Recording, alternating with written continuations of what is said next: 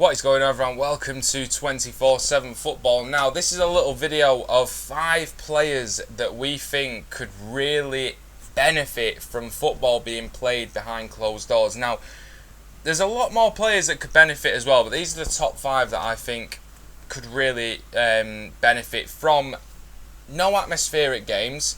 For instance, if you're a player that you're coming into a team, you're young, you don't really know what it's like to play in front of 50,000 people, and sometimes the occasion can get the better of people. Now, players now have the opportunity to come in, just like a training game, play without the pressure from the fans and try and make their claim. And once they've showcased their talents, they're more than likely going to get more chances next season when the crowds start to come back in. So I think it's a great opportunity for young players, ones who I won't even mention in the video, but I will mention now, such as Eric Garcia, because if you're a ball-playing centre-half, and let's face it, when Manchester City play out from the back, the crowd really gets intense once the opposing team starts to close them down.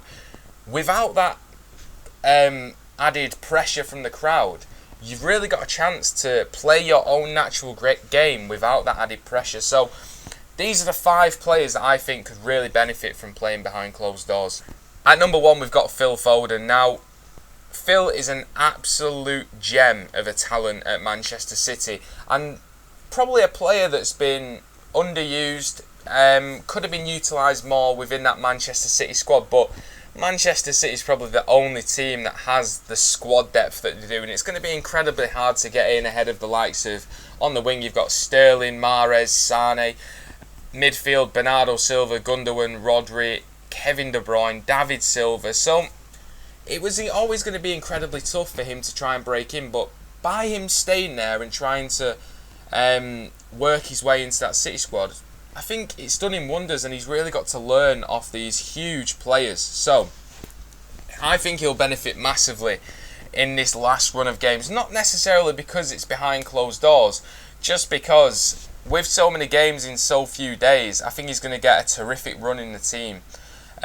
Just as the whole squad gets rotated, and we've already seen him produce brilliant performances against Arsenal, and especially Burnley, where he was voted man of the match as well. His passing, his runs, and his composure, second to none. He looks like he's slotted into that team extremely well, and it's a crucial time for him as well, as David Silva prepares to hang up his Manchester City shirt and move on at the end of the season. So it's a big shoes to fill for Phil, but one challenge that I think he'll relish, and I think he slots in perfectly to that Manchester City squad. So a really crucial run of games coming up for him, and I think he's going to be one to watch for these next few games as well. Next up on the list is Mason Greenwood, and another superb talent coming out of one of the Manchester teams is Mason Greenwood. Such a natural finisher, has one of the best goals to minute ratios in the Premier League as well, and he's had a bit more game time than some of the other players that we've mentioned in this list. But I think as United move towards challenging for the Champions League, again that squad's going to have to be rotated, and I think he's going to get a lot of game time. And then you've got the Europa League coming up in August as well. I'm really interested to see how he can perform. I think he's probably one of the best raw talents in world football. His finishing is second to none. He's got a brilliant left foot, and he's got great dribbling and an actual tactical awareness of football as well. So definitely one to watch, Mason Greenwood. And I think he's going to get that game time as well, because the likes of Anthony Martial and Rashford didn't play too well against Tottenham, and he will definitely be trying to stake a claim in that squad. You got other players as well, such as Tahith Chong, Angel Gomez, who will be trying to get a start, but I think Mason Greenwood's well ahead of them, and I think we'll see a lot of him, and I back him to score quite a few goals in the running of this season. Number 3, another raw talent that is in Arsenal's squad is Gabriel Martinelli. Now, very quick footballer, quite tall, tricky winger, and he's got great composure as well. He's already scored a great goal against Chelsea, and I want to see him get more game time. I think Arsenal fans want to see him get more game time as well. I think as Mikel Arteta brings more young players through the squad, you know, we're seeing the likes of Saka, who again has got a terrific opportunity in the running of the season. Ainsley Maitland-Niles as well. I really do want to see Gabriel Martinelli get a lot more game time. He's so quick on the ball. He's so composed, and he's got a great finish on him as well. So I really do want to see him get a lot more game time. I think Arsenal fans in particular want to see the young man play, because you'd probably say Champions League is out of the question now for Arsenal with the squad that they've got. So why not just play the youth players? Try and get the players that you want to stick around for next season. Get them playing some good football, and I think Martinelli would really benefit that front line. I think in terms of the fact that Nicolas Pepe hasn't really taken to the Premier League, Alexandre Lacazette very on and off, and you've got a young kid here along with Sacco who can play on the wing, play through the middle. I want to see him given some game time. At number 4 is a player that hasn't really taken to the Premier League yet, and that is Moise Kean. And Moise Kean was a player that played fairly well for Juventus last season, suffered horrific racism in Syria and came to Everton.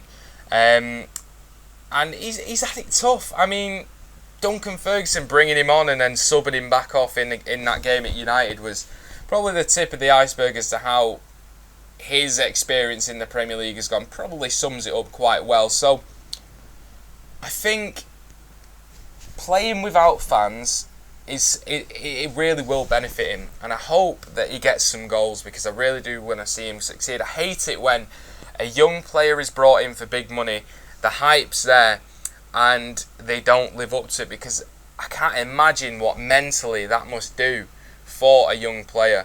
We know he's got strength, we know he's got speed, and we know he can finish a football. I just want to see him really gel into that Everton's team and stake a claim for being a starting striker. But like I said, and it's a point that I've raised throughout the video, as the fixtures pile up and they've got to play games every few days, he will get his chance, and I hope that he takes it. And finally, we have Curtis Jones at number 5.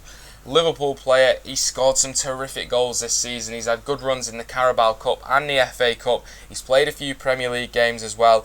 A really technically gifted player. And let's be honest, Liverpool could wrap up the league this week, and if they do, you just want to see those type of players get given some game time.